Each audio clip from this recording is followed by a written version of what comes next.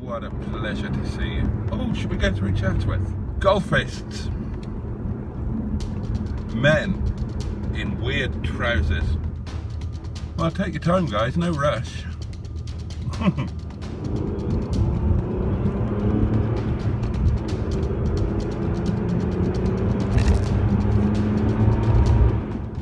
And coming up on the right is DFS. And if you're really lucky, they'll have a sale on. Matlock, I am in you. And we're going under the railway line, and the little jaunt from Matlock to Matlock Bath is one of my favourite little 3-minute wonders that even in my fantasy life I end up getting a random chum pregnant and my missus leaps off the balcony of our dream home. And this bridge on the left was christened by me the Bridge of Many Widdles. Oh, somebody's in my parking spot. How rude.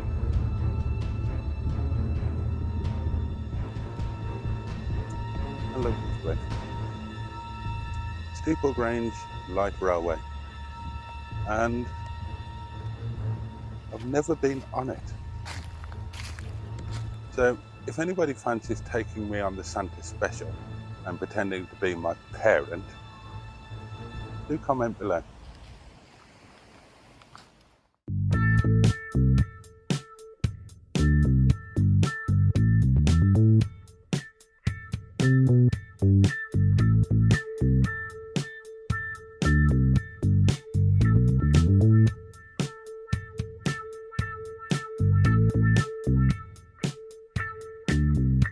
YouTube channel's not any good, but he's a nice guy. I'm sorry just about it.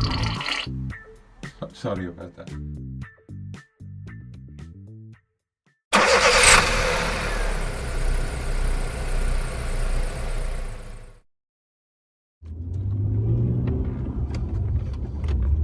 I love that little railway, and I've never been on it. I suppose it's kind of a kid's thing really, isn't it? Although of course, like most heritage railways, it's old men playing with a real life train set.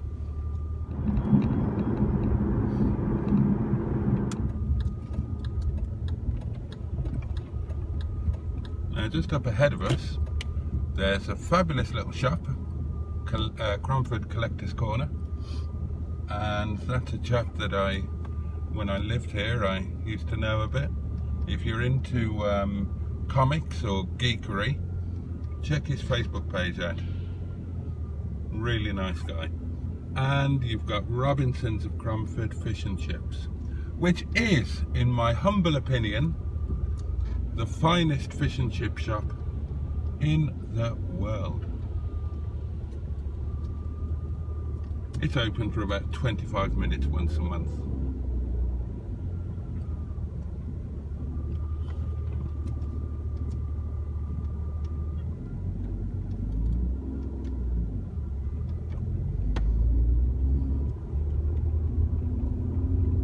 This is the post office where I used to do my daily posting.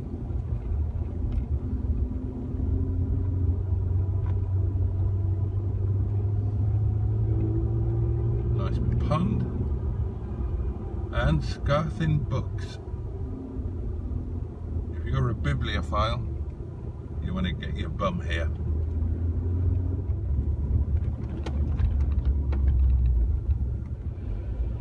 And if you don't fancy fish and chips, that little shop there will make you the most fabulous sandwich. I've rather enjoyed being out in Stepspeed.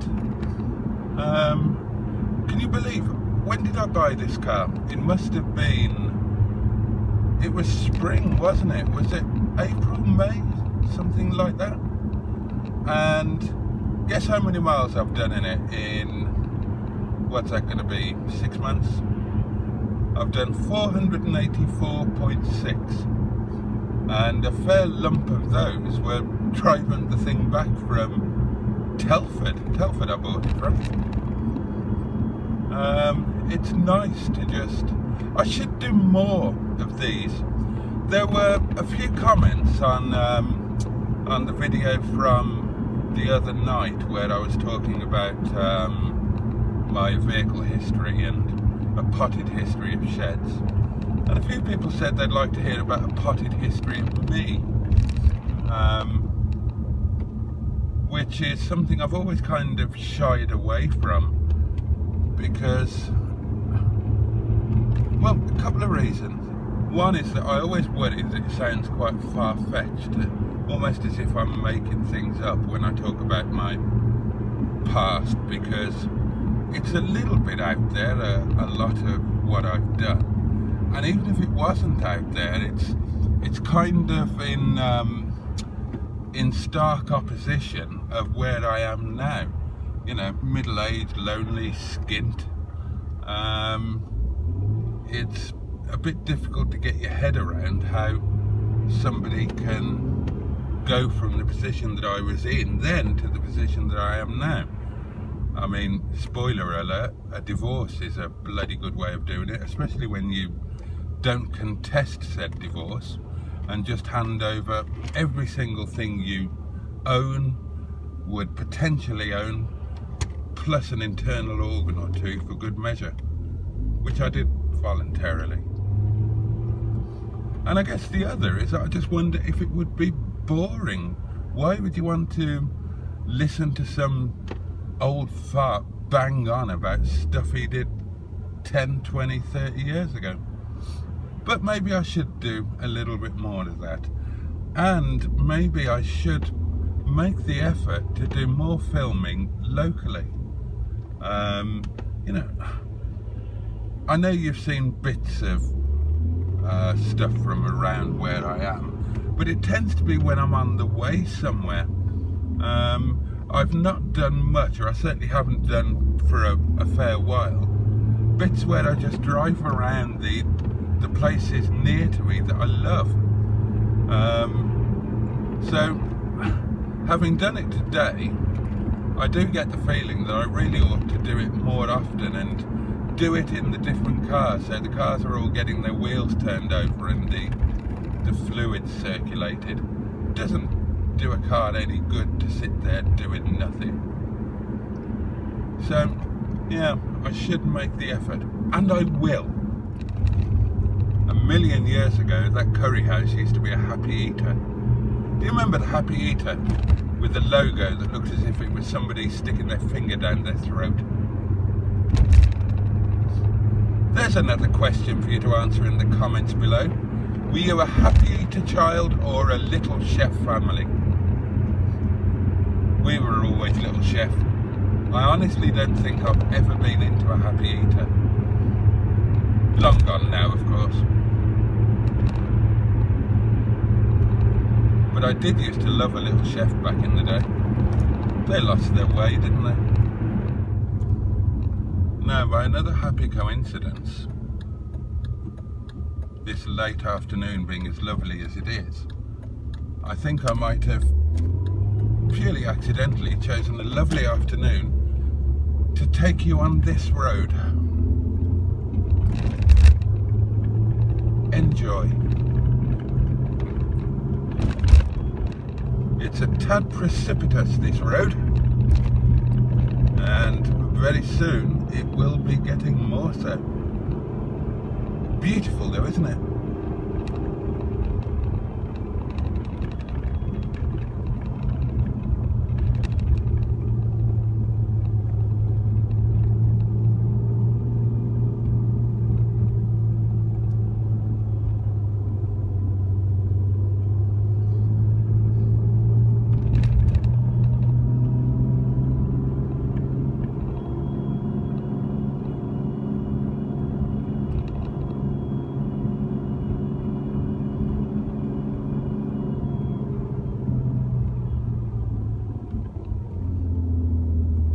Tell you from first hand that this road is interesting in a snowy, icy winter in an ambulance. I could never understand why they didn't make ambulances in this part of the world and other parts of the world like it. Oh, isn't this gorgeous? They should have been four-wheel drive.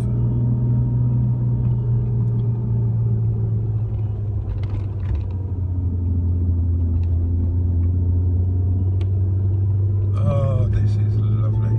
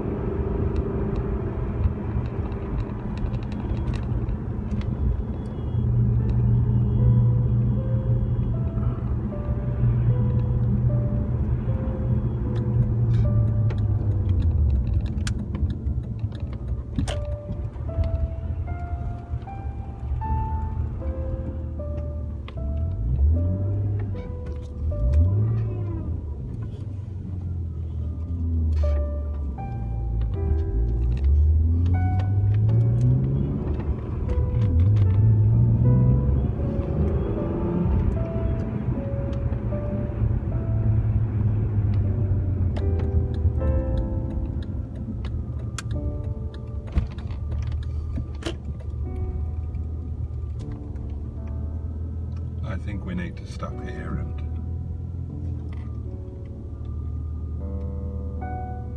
take in this stunning view.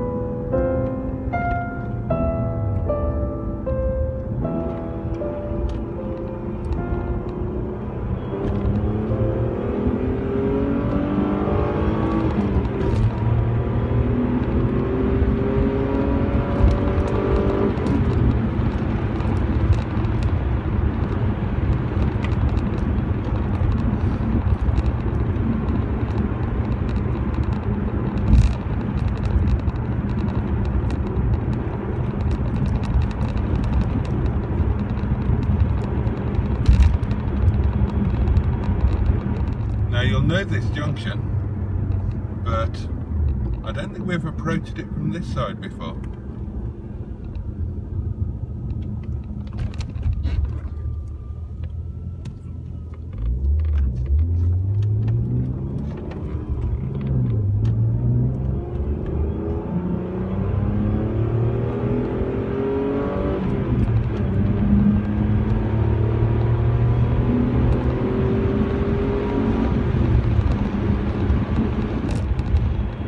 Bit of an Italian tune-up, works wonders.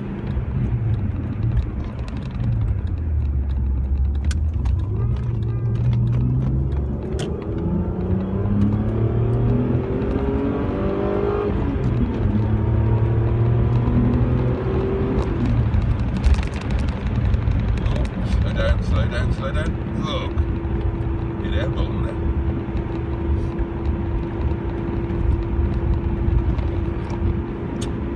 Outrageous.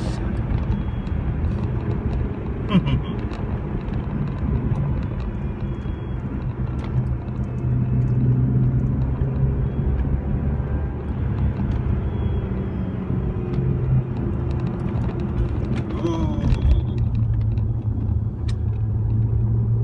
dozy fucking twat wanting to overtake a cyclist on a blind brow of a hill. Fucking idiot. You can see right over to Sheffield from here. Dozy wanker.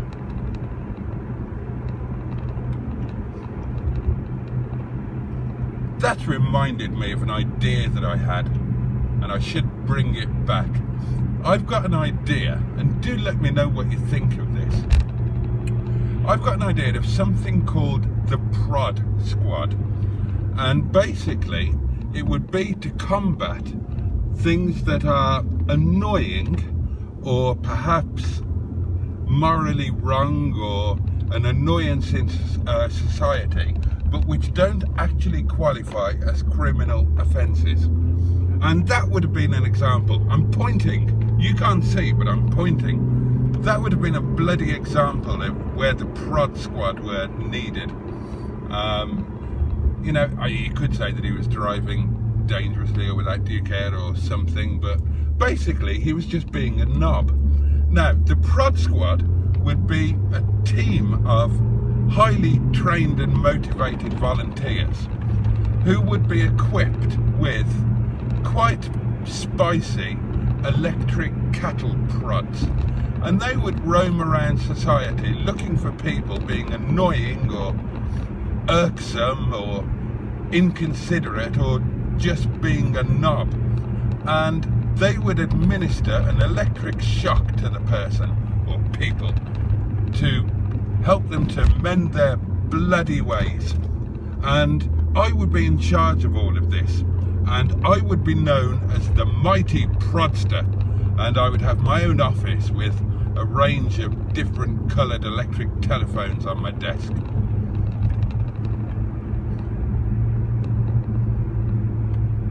Do let me know the sort of offence that you think is deserving of a prod from the Prod Squad.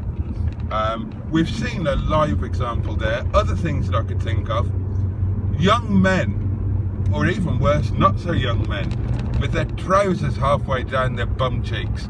They should get a few volts right up their bum crack. Absolutely ridiculous. Somebody young and fit and able-bodied sitting down on a crowded bus or train when somebody elderly is being forced to stand. They need a few volts up them. I'm sure you can think of some examples. Let me know in the comments below. Ah! Didn't leave much room, did it?